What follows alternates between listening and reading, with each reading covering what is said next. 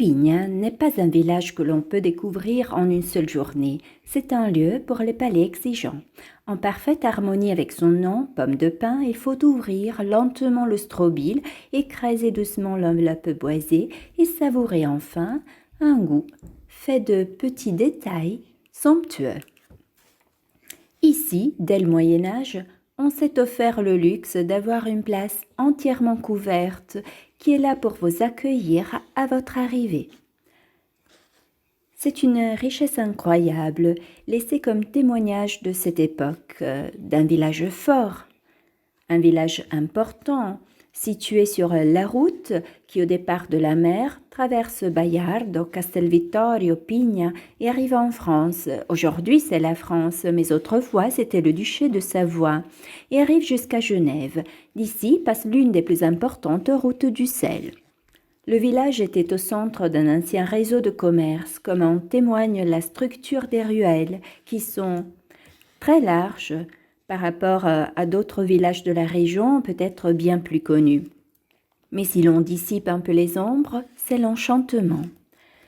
L'église de San Bernardo a été entièrement peinte à fresque en 482 par Giovanni Canavesio et l'intérieur présente une annonciation, les 4 évangélistes, 4 docteurs de l'église, et puis sur les murs, une sorte de récit. Un feuilleton, disons, c'est un récit car il raconte la passion du Christ.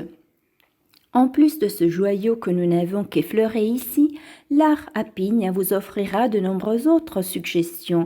Mais fidèles à la promesse d'aller lentement, nous voulons maintenant vous emmener à la Maison des Arômes, créée, entre autres, pour faire connaître les plantes sauvages de la région. Il y a une sorte de parcours d'approche à travers 3 salles.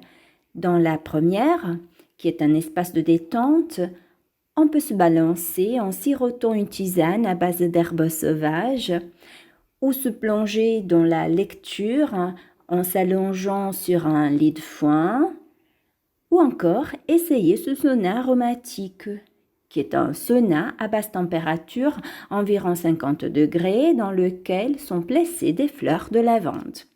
Nous sommes ici au pied des pentes de 2 dolomites nichées dans les Alpes ligures, les monts Toraggio et Pietravecchia, non seulement spectaculaires, mais qui accueillent une biodiversité unique en termes de flore et de faune, surtout de flore. Elles possèdent des endémismes uniques. Leur particularité, leur beauté est due au climat. Au microclimat que nous avons ici, nous sommes à 2000 mètres, mais la mer n'est qu'à 20 km. Les saxifrages timides ou l'arrogant lit turban cèdent la place plus loin dans la vallée au roi de la cuisine de ces régions, le haricot blanc de Pigna, dont la peau délicate et fine lui a valu le titre de sentinelle slow food. Et en parlant de cuisine, insistez pour vous faire préparer le rare Gran Pistao, le plat très ancien qui conserve la saveur du haut Moyen-Âge. De cette période, il reste bien des histoires à raconter ici, comme cette dernière et rapide mention des anciens cultes païens. Et là où l'Église ne réussira pas à fonder des établissements, à construire des lieux de contrôle, elle les diabolisera. Ici, nous avons la fontaine de la Dragorina, la fontaine du dragon. Pourquoi ?